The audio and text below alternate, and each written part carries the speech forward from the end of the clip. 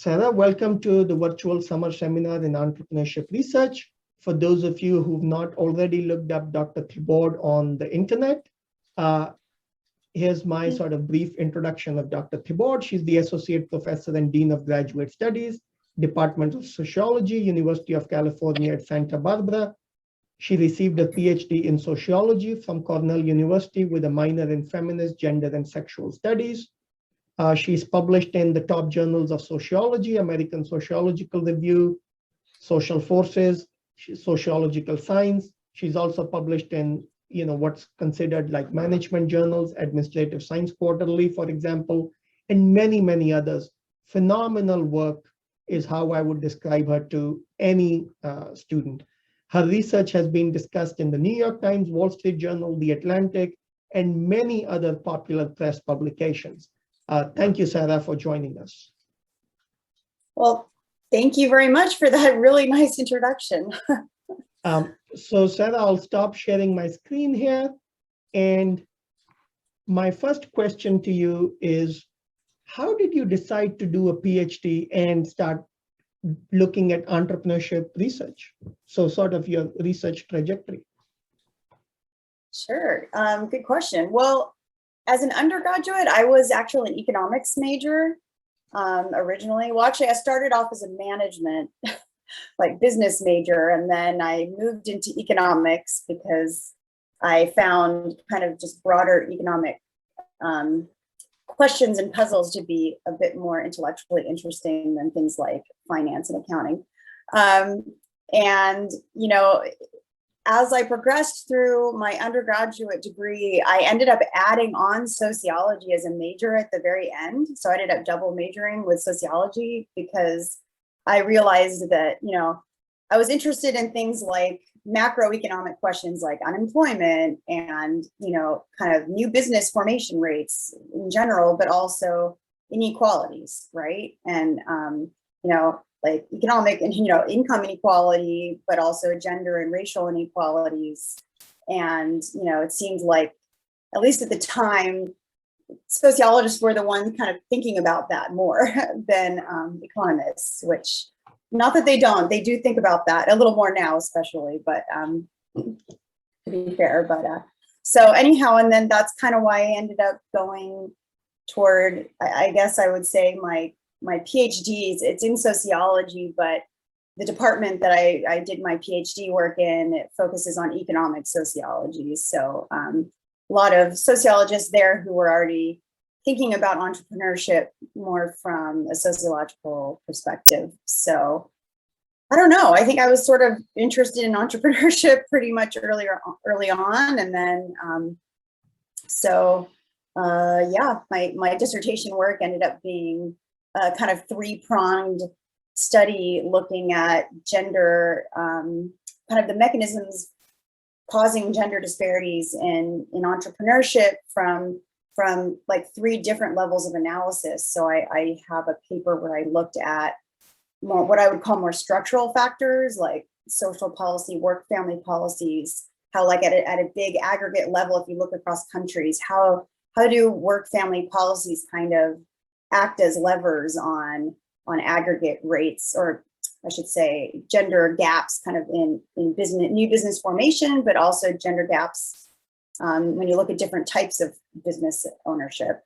So it was sort of one part of it. And then another part, I looked at the more micro interactional dynamics. So stereotyping, how for lack of a better word, discrimination or processes of discrimination kind of have to operate, in this context, which is really different from the way we think about discrimination, like in a standard labor market, employment context. And then the third prong was looking more at the individual, really. So kind of self-stereotyping processes and how that can affect people's decision-making about whether they even think entrepreneurship is kind of a viable, employment option for them or not, and how that's tied very much to, cultural beliefs. So I don't know, that's kind of probably a long-winded answer to a simple question, but yeah. No, I do have a follow-up question, which is, you said you were interested in entrepreneurship from an early stage. but were you interested in gender, the intersection of gender and entrepreneurship from an early stage, or did that come later? I think that came a little bit later. Actually, as part of my studies at the end of my undergraduate work, I did a study abroad in Prague, of all places. And being there, I was fascinated kind of at the gender inequalities and dynamics that were happening and how that was connected to the economic, change happening at that time. And so I think that's kind of where I got the interest really in gender inequalities. And I mean, obviously, I've always sort of had some sort of interest in like gender and feminism, but it kind of the connection between like the entrepreneurship, I think that kind of came out of that probably. But great. Yeah. Now switching gears here, you have published phenomenal work at the intersection of sociology and entrepreneurship. And your papers are a delight to read, of course. Can you briefly share with us the trajectory from origin to publication of one of the papers at the intersection of sociology and entrepreneurship that you've done? Sure. From my understanding, you might have talked about the sociological science one. So I'll talk about that one since people have more background. So that paper was a little bit of, no, I wouldn't say an extension, but the interest in that paper kind of grew out of that one part of my dissertation work that I kind of briefly mentioned, looking at, kind of what are the mechanisms that kind of generate biases in the entrepreneurial setting, gender biases in the entrepreneurial setting. And, there was a lot of kind of conflicting research out there. Like sometimes you find, evidence that, okay, well, once you adjust for all these factors, there's no gender difference, and, which one might conclude, well, then there's no gender stereotyping out there, there's no discrimination, right? But on the other hand, a whole bunch of other studies say, no, wait, we actually find that there's, bias in favor of men. One study says it's attractive men that there's more of a bias for. So, at the time there was, in 2009, 2010, of course, a huge interest in, what are the effects of the Great Recession on all kinds of outcomes, across the economy. And so naturally, given my background in social psychology and knowing what we know about how uncertainty and kind of changes in resources, when people are kind of pushed, and they have to make a decision and they're under pressure, they tend to go with the generic thing or the thing that they kind of know in the back, or not know, but that their frameworks, fit, so if somebody doesn't seem to fit the part, they might be less willing to kind of go for that person or invest in them. And so I sort of had that hunch, and I thought, it would be really neat to test that and see if there's any evidence for that. And so, yeah, I ended up meeting my co-author at that time. I ended up meeting her through some professional networks at a conference, and we were just talking about our research, and she said she was really interested in this idea too. She asked me what I was thinking about doing, and I said, they want to do this project, and she said, great, I want to do that with you. That sounds great. So and we were able to use the Kauffman firm survey data, which is a really great data set because it has observations over time of the same companies, right? So we're able to kind of trace their, a batch of companies and what their experiences were with getting funding, both before, and after, and during, before and then during, and then after the kind of the recessionary period. So it's obviously not an experiment. Experiments are the most ideal, but to the extent that you can't really do that with this kind of research question, I think it was a good second choice. And yeah, so you read the paper. We obviously we did find that there was sort of this widening gap where it was the female-led businesses had a harder time getting funding. But what I thought was more exciting about that paper is that we were able to show at least what I think is some evidence of not super strong evidence, but some evidence pointing toward that there was this kind of double standard going on, where it was really the women who had lower credit scores who took the hit, right? Which is consistent with a lot of theory in social psychology about the application of double standards for, we have like a stricter standard that we're going to hold, a non-conventional person to, in this case, maybe a woman, right? And that kind of emerged more strongly during that period when we had, more uncertainty, and so people were kind of drawing on these implicit gender stereotypes or gender frames during that period. Yeah, I guess. So for the benefit of our audience, so you had an interesting research question, you had a good co-author, you had good data. So does that mean the sailing was smooth from there and the reviewers loved the paper and the editor said, Sarah, where were you all this time? Bring us the paper. Yeah, it was accepted outright. No, I'm totally kidding. Yeah. So that's actually, I think this is a good question though. So this was actually an atypical experience when it comes to publishing.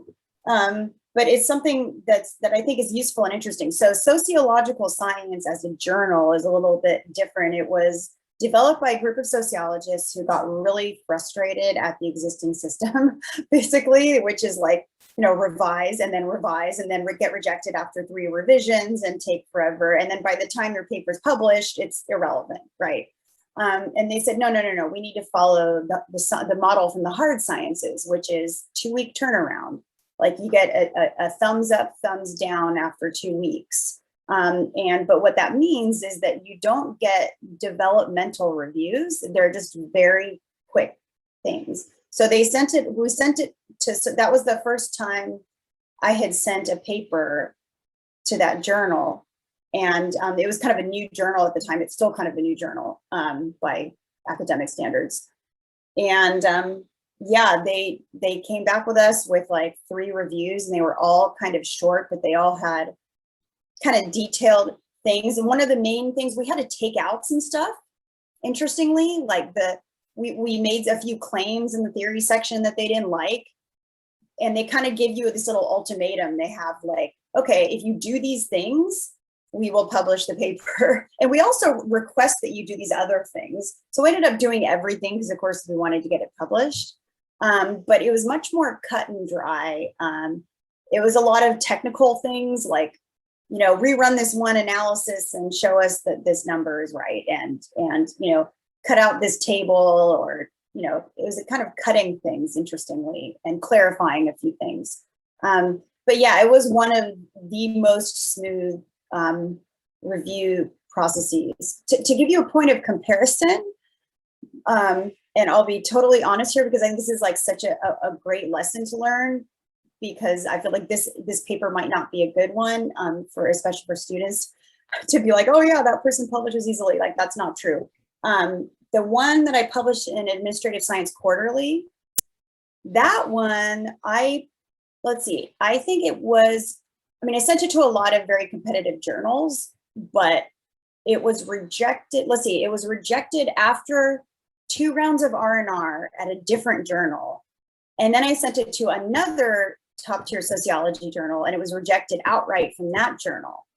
And then I sent it to ASQ, and it had a revise. I had 2 rounds of revise, a standard process where it was a very big revision, like 12 pages of reviews that I had to respond to. And then the revision memo was probably about 30 or 40 pages or more of text.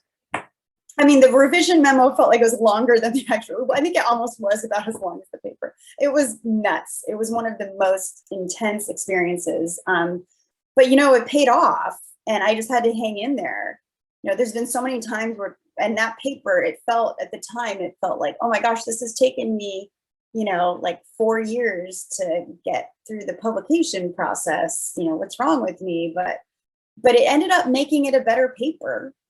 at the end of the day, as painful as it was. So like I feel like those are the two extremes. Like there's this social science paper, which is like on the one end of the experiences, and then that one that was on the other end. And like, I think most of my other papers fall somewhere in between. Well, that's really good for our audience to know. So thank you for sharing that. Now, Yeah. I bet you, as a reviewer, you get tons of papers to review that are sort of sociology, entrepreneurship intersection, right? So how do you decide if a paper has potential or not? Great question. Well, number one, it has to have a good puzzle or hook, in my opinion. Like the introduction and the abstract is going to tell you if that's there. Like, is this paper going to answer some question that not only do we not know the answer to, because there's a lot of questions we don't know the answer to, right? But like, we don't necessarily need to know the answers to all of them, right? So like the person has motivated it in a way that's like, okay, this is important for me. This is an interesting puzzle. Here's why it's interesting. And here's also why it's important from kind of a theoretical and empirical perspective. So that's like number one. And that ties into, because as a reviewer, they're going to want you to say, what's the contribution of this paper? Is this contribution like important or meaningful enough like to be published? And so I'd say that's the number one thing. And kind of related to that, can that case about what that contribution is it consistent throughout the whole paper? Is there like a narrative that's like, here's my puzzle, here's what I'm going to do, now I'm doing it, here's what I did, and here's that puzzle again, and here's my answer to it. Like you're kind of hammering away at the story like all the way through. Sometimes you get a paper where it's like there's a puzzle, but then there's the data that doesn't really match the puzzle, doesn't really answer that question, or you have a puzzle and then it's like forgotten about, and then the conclusion is about something else, or that's huge. And then finally, I'd say just the quality and the thoroughness of the analysis. So being is like playing devil's advocate with yourself throughout the paper, saying like, not necessarily saying what the limitations are right up front, but saying like, okay, I did this analysis and here's what this suggests, but wait a minute, there's an alternative possibility. Like, how can I use my data in creative ways to rule out like alternative explanations for what is going on? Like kind of demonstrating that thoroughness with the empirical data is, I think, also the mark of a really good paper. Great. That's helpful. Thank you. Looking forward, can you tell us about one sociology entrepreneurship paper that you're working on these days? How did you get the idea, where you are on it, so on? Great. Yeah, actually, so the project that I've been working on is actually an extension of the social science paper that I talked about. I thought it would be neat to test in a more experimental setting some of these mechanisms related to kind of uncertainty. And I like to use the word resource constraint, but it's kind of, like the tightening of standards, basically. If a lender has less money to spend, how does that affect their tendency or lack thereof to rely on stereotypes and when making investment decisions? So I've completed one set. So what I'm doing is a series of online experiments. For the first one, I used Amazon Mechanical Turk, but the sample is restricted to people who ostensibly have experience in the entrepreneurial domain. So they've started a business themselves. And I'm actually also restricting it to people with bachelor's degrees, and people who have invested in startups themselves or on behalf of their company. So they've like thought about this more than just like a kind of general person. So a sample of those folks, and then they rate. It's a scenario where they're imagining a startup competition in the context of a university setting, and I give them like 4 different startup ideas that I kind of pre-tested, and then I kind of randomize, the gender or the name that's attached to those. And anyway, and then I'm manipulating whether, whether depending on, so like, can they choose only one of those companies, or can they choose two of those companies to invest in, right? And then also as a separate manipulation, are they reading a prime that's kind of making them think about, oh my gosh, the economy's going down the tubes, versus, oh, there's a reason, everything's on the upswing, right? Like a positive versus negative thing. I decided, so I did the one with the what I would call resource constraint manipulation before COVID happened, but I decided to pause before I did the next one, because with COVID, it's kind of difficult to manipulate people's perceptions about the economy during that.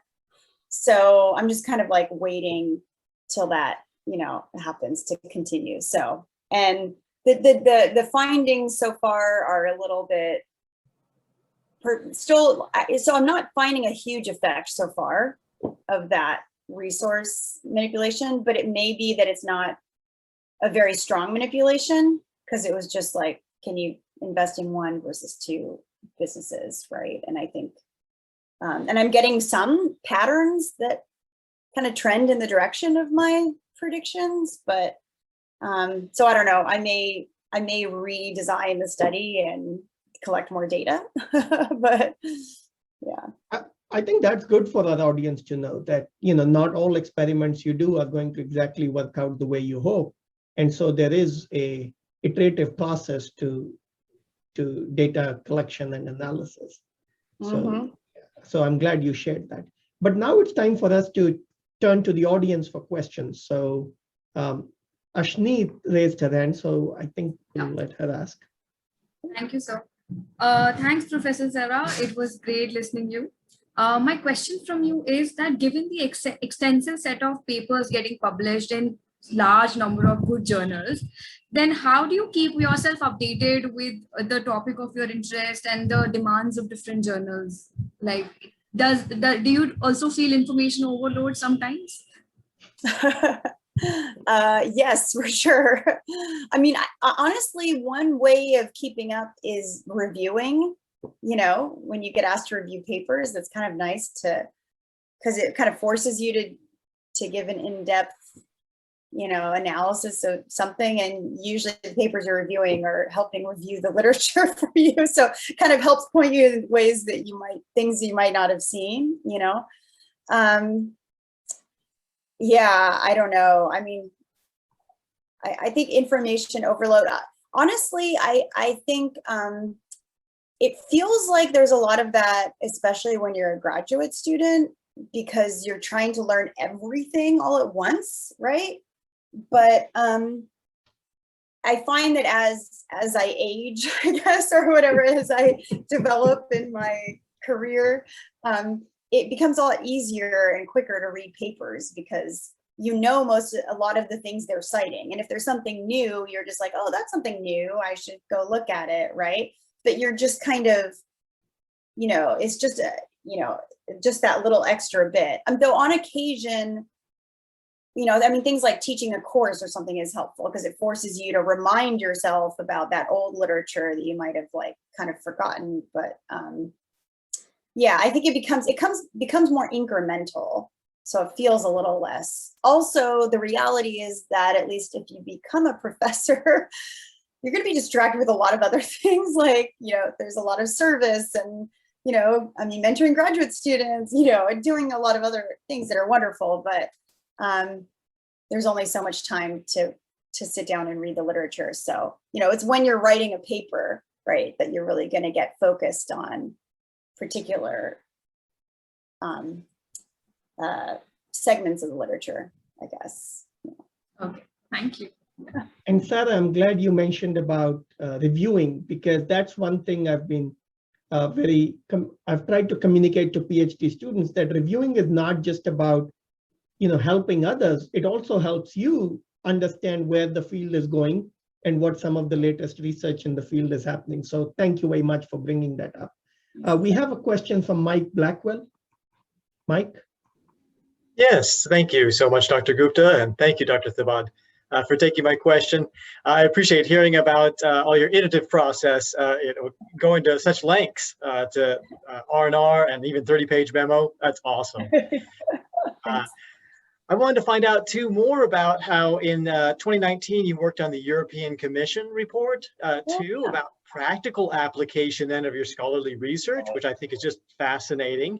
And you were talking about how things like mentoring for women's entrepreneurship is really good, but that it's somewhat limited, it's somewhat ancillary. And you think that maybe more key components could be things such as education, especially in the STEM field. So I'd like to hear more about that. Oh, sure. Yeah, I mean, I think the idea there is that, you know, if there were more education about, gosh, not just more education, but how do I say? So there's like, I have different branches of my research, which you probably noticed. So I looked at entrepreneurship, but also the gender kind of what we call segregation in STEM fields, which is of course related to entrepreneurship, well, especially high growth types of entrepreneurship. And then I also do stuff on work and family. But yeah, with the STEM education, there's a whole body of literature there where people are suggesting integrating more like required courses. Like for instance, in the United States, in high school, there's like, you know, you can graduate from high school and have no concept about what engineering even is. Like, what does an engineer do, right? You know, you don't learn anything about engineering in the United States high school. Same thing with, well, I actually think statistics should be a required thing. We don't require statistics, which is painful because then people don't know how to read the newspaper and understand things about, like, you know, rates of things or risk or like anything. There's like no concept of that, right?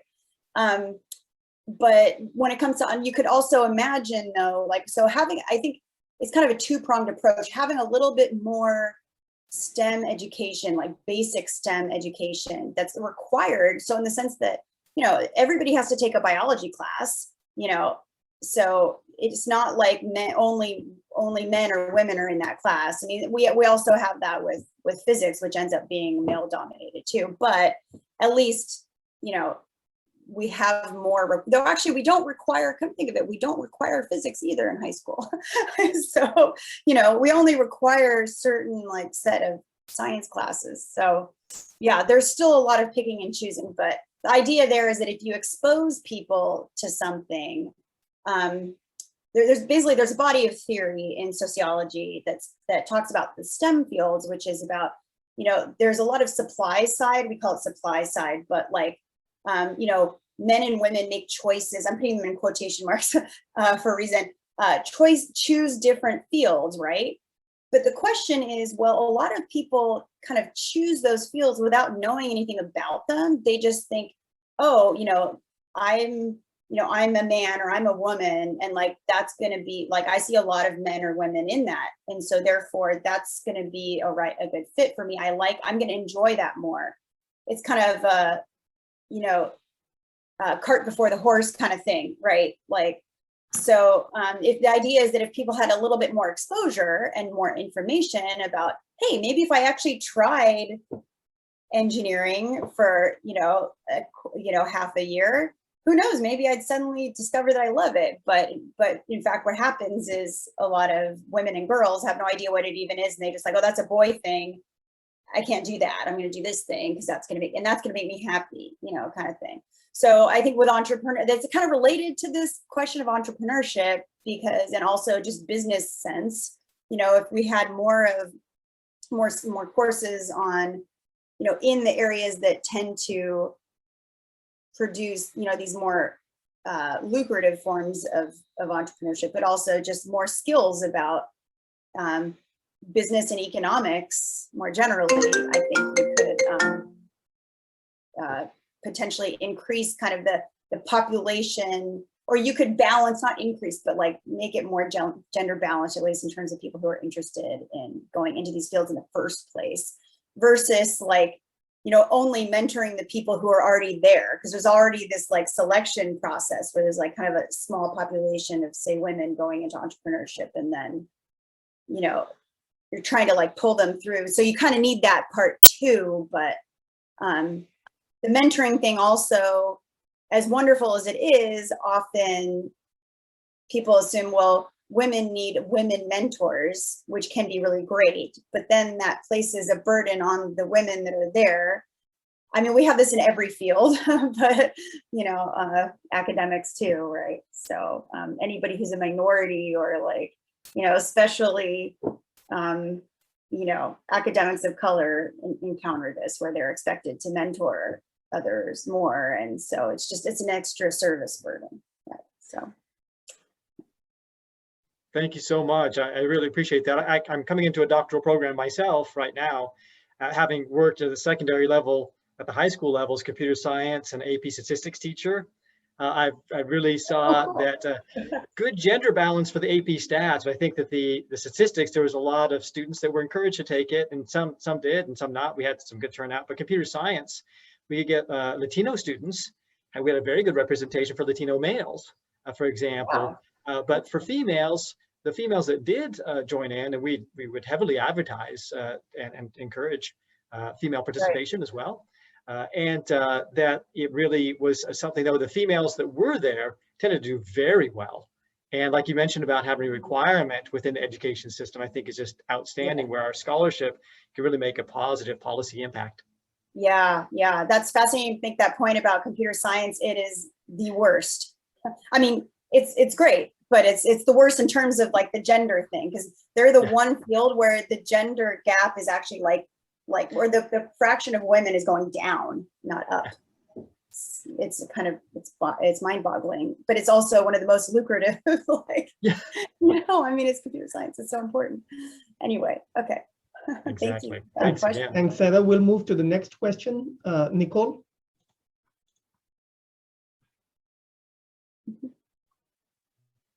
Hi, thank Hi. you all for your time. So your research interests are also some of mine.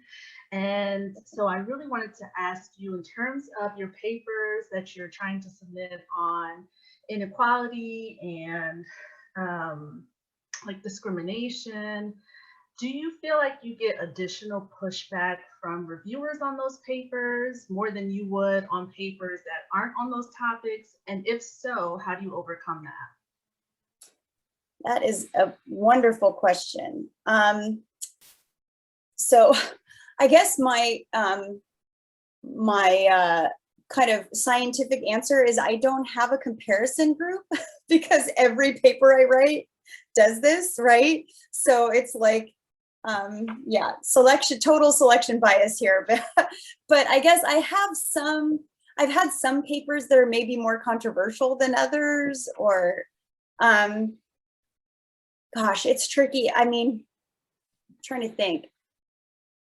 I mean, so for instance, I've published quite a bit in a journal called Gender and Society, which is a feminist journal, and all of the people who review in that journal are gender scholars, and actually it's a very international journal, which is nice.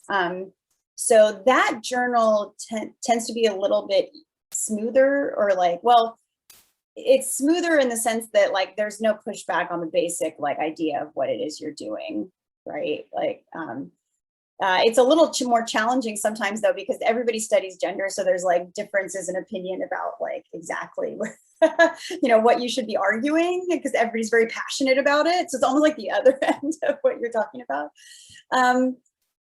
But in terms of, yeah, the general journals, when I submit things to like, you know, ASR or something, American Sociological Review, like sometimes you get a mix, right? Or there have been times when I've submitted things like to ASR or to AJS, which I've never published in, by the way.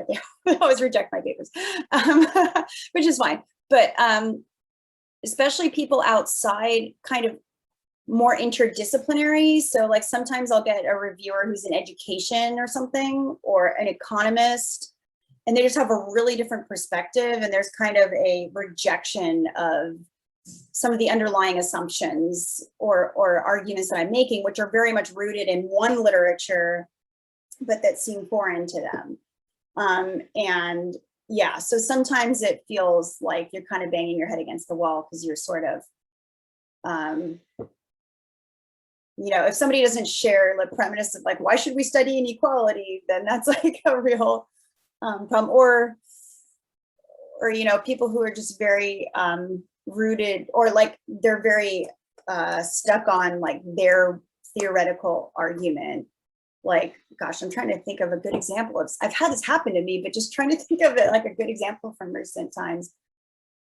I don't know. I mean, I guess, or like, let's say, I think one time I had somebody talking about, yeah, statistical discrimination. Oh, natural differences. That was it. It was in a paper on STEM that was like, well, how can you rule out that these patterns aren't being driven by biological differences between men and women? And it was just like, I mean, basically what you have to do is go back to your data and be like, well, first of all, like that doesn't fit with the data, you know, and here's why. Like trying to refute those alternative accounts, I think, as more effectively. But also I found it catches my writing too. Like sometimes I'm not being super clear in the argument I'm making, and then it gets misinterpreted easily, especially by someone who doesn't necessarily share a particular like framework.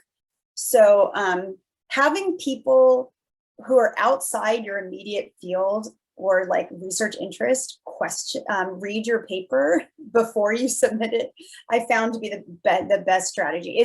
It's always a wild card though. Like whenever, even if you do that, like you try to kind of make the language as clear as you can, like you never know, you might still get a reviewer that's like, I don't understand this, you know? So I don't know, it's part of the game, but stick with it.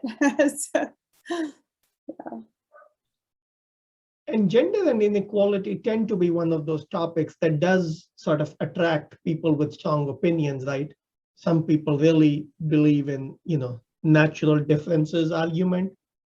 And if they come from that perspective, it's almost impossible to convince them. Right. Some. Right. Right. Yeah. I mean, one thing I find with that argument too is that, you know, the easiest, and I actually do believe that this is like, you know, and I think this is pretty logical, and most people who kind of come at it with that natural differences things understand this. Like, you know, there might be some, I mean, obviously there are biological differences between the two groups, right?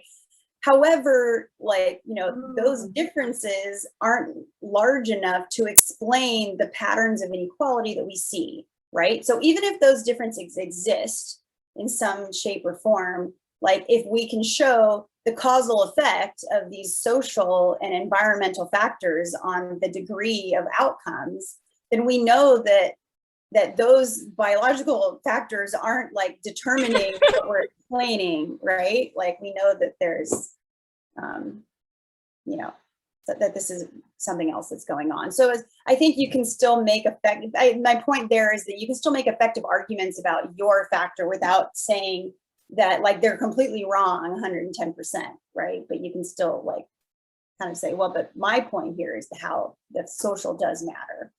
Yeah. Right. And yeah, I think that's a good guidance for our audience.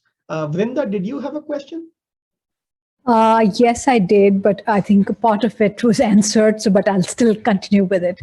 A lovely presentation. I've been a fan of your writing. And my question was rather coming to a particular word or set of words that you mentioned, which was on self-stereotyping. And you talked about it. So I was trying to wrap my head around that, and because for me, it immediately goes into identity and meaning of work, right? So how do we have two disciplines? And I think that was the earlier question as well, right? You have a discipline which talks about psychology and sociology. So if I want to use concepts from here to there or vice versa, how does one land up doing that without making a mess of the entire thing? So am I understanding, is your question, sorry, I wasn't quite following, were you more curious about the self-stereotyping or just about the, how both to bridge actually. the language? Self-stereotyping is the more specific bit, and moving see. conceptually between the two fields. I see what you're saying. Okay, and how it applies in the, yeah. Now I follow. Right. So, well, I think, it's interesting on this particular topic, there are a lot of both social psychologists and sociologists who have talked about this and it's important. So within psychology, you may know there's an important, there's quite a different strands of groups. Like there are a whole bunch of different groups of psychology, but social psychologists are quite different from a lot of other portions of psychology that are a little bit more focused on the individual and then of course there's evolutionary psychology, which is way off on the opposite side. So psychology is an interesting field. It's kind of, say sociology, there's a lot of different perspectives, but I think of it as like a Venn diagram kind of. There's the social psychologists in psychology. They cite a lot of social psychologists who are sociologists. So I call myself a social psychologist because there's actually a section in the ASA called social psychology.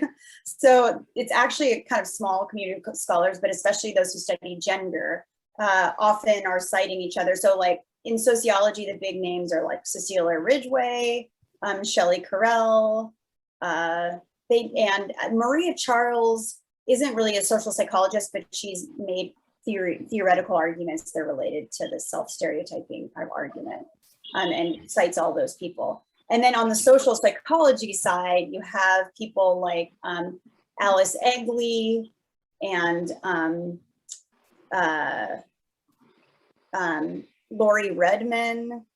There are a lot of big names. These are the really big names, I'd say, but they kind of all know each other. They're kind of always citing each other. So, but it's a very kind of micro niche.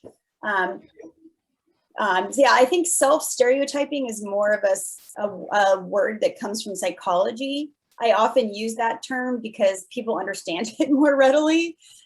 In sociology, it's things like, biased self-assessments of ability, for instance. So, you might think when we discriminate, if somebody discriminates against a woman in, let's say, an employment context, they might have a cognitive bias where they, let's say an engineering job, okay, that's a very male typed job.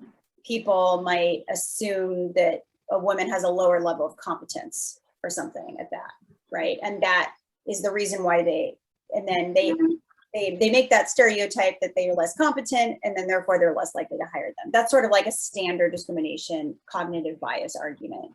The kind of supply side version of that is that a woman maybe might. So let's say she takes a course in engineering or something. She may think that she has to get an A in order to prove to herself that she is competent enough to go into an engineering field.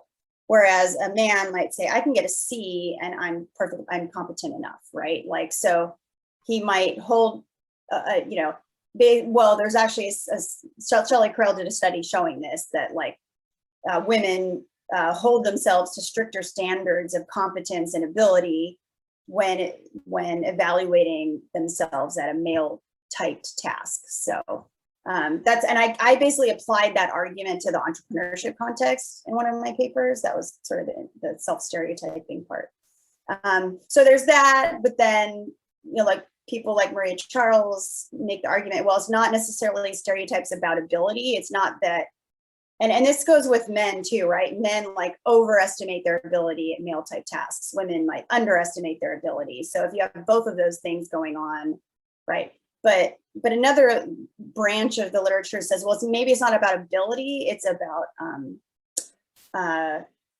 kind of like doing what you love. It's about what you think you like, right? We have these narratives, especially at least in American culture, that's like, you know, do what you love, like be your true self, you know, la la la, it's so nice. But then it's like actually what a lot of that ends up being, it happens at a young age when, like, I mean, people pick up on these gender cues like so easily. It's such a cognitive thing that we do.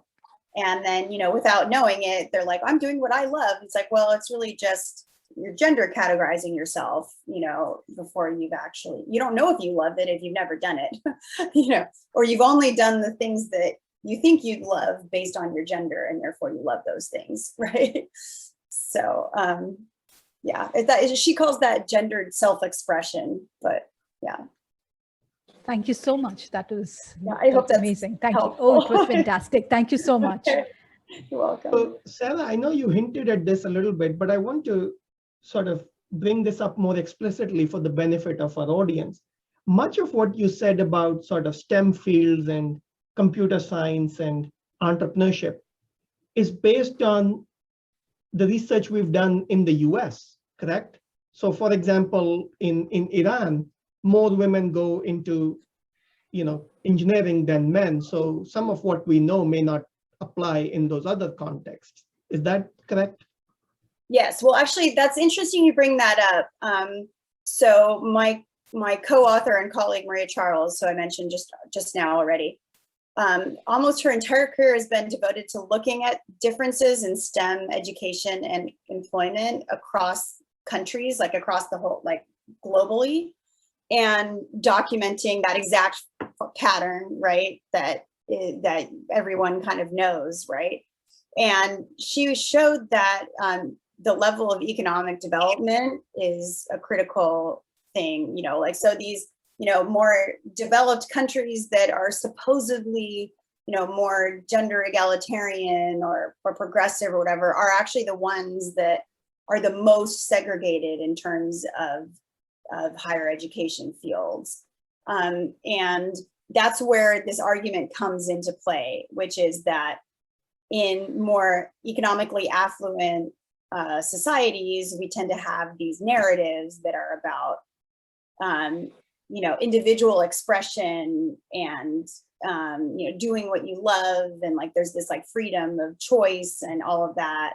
That's like something that comes along with economic development, but it's like this double-edged sword because actually, you know, it ends up that you have these really male concentrated, you know, fields. And yeah, and it's interesting too, because she's looked at a lot of things, like especially in the Middle East and in Africa, about you know, women being even more interested in like computer science and more successful in you know, computer science, and not just computer science, but like other engineering fields and math and all of that. They're much more oriented toward that.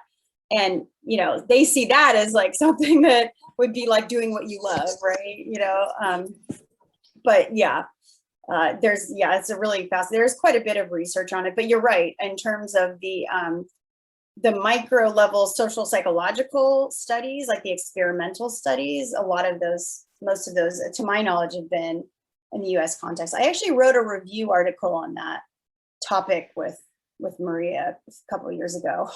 So it's quite a big literature, but. I look forward to reading that article. I don't think I've read it, so I'm going to read it. We actually, it was related to, just in case you're interested, it was related to a volume that we edited with a bunch of articles, and the objective was to be international. So we have some international papers, but not as many as we had hoped. Yeah. Great, thank you. I know I told you we'll finish in 45 minutes. We've already gone beyond time. So my last question to you is, what's the one advice you would give to people who, in terms of bringing a disciplinary perspective to entrepreneurship research, sociology or maybe any other disciplinary perspective, to aspiring entrepreneurship researchers? It's a hard question. I mean, oh, it's funny because it's like the reverse, because coming from sociology, it was like I was in sociology and then entrepreneurship was like a topic that I went to from there. So answering the question the other way, like imagining starting looking at entrepreneurship and then thinking about disciplines is a different way of thinking of it. I mean, I guess I would say I would just be very attentive to whatever it is about entrepreneurship, the outcome that's related to entrepreneurship that you're interested in, right? I would imagine there are some questions that lend themselves more to like being embedded in economic theory or social psych theory. Like if it's really focused on the individual, maybe, psychology or something. I mean, I guess my general advice would be to always remember that entrepreneurship is embedded in multiple social systems, right? Like it's not just gender or race or nationality or economic policy or like things like that. It's all these things are like kind of connected together. I mean, I think the one thing that I felt that I was able to bring, which maybe this is helpful, I'm not sure if this is a helpful answer to this question, but at the time, which as you know, was like a while ago, like when I was first coming to this field, what I saw in the gender and entrepreneurship literature was that it was missing insights from sociology, which are that, like, if you're trying to understand, a lot of it was like, oh, why are women, for instance, starting smaller businesses? Or, not only are they less likely to start, there are all these kind of puzzles. And the answers were often coming from like individualist things, right? Like, oh, it must be about personality differences, or it must be something about, entrepreneurship that's that's gendered in this way or that way. It felt very kind of, I thought, well, but what about, the fact that we know men and women face different structural demands when it comes to childcare. And there's a whole like apparatus of policies related to that's shaping their experience in the world, right? There's also,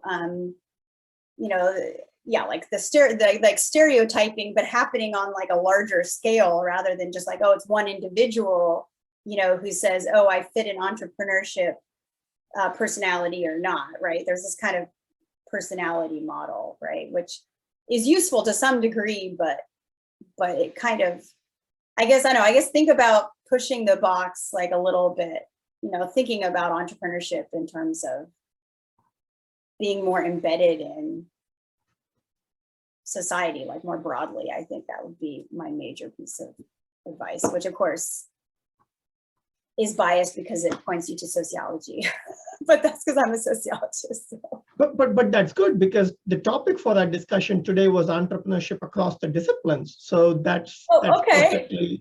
perfectly good advice, I think. There you go. So Sarah, before we let you go, would it be okay if anyone wanted to connect with you or had questions, if they reached out to you? Is that fine? Of course, yeah, I would enjoy that. Absolutely. Thank you very much for your time, Sarah. Well, please and join me in thanking Sarah. And thank you so much for having me. And I am such a fan of your work as well. So it was a real honor. It's so nice to finally meet you after all these years. Yep, we get to meet on Zoom. Hopefully we'll get to meet at a conference. It would be nice. I know. Let me know if you're at Academy of Management or something one of these days. Yeah, except this year it's virtual. So hopefully I know, next year. in person, one day in person, I hope. Gosh. Thank you, Sarah. Yes. Bye-bye. Take care. Thank you.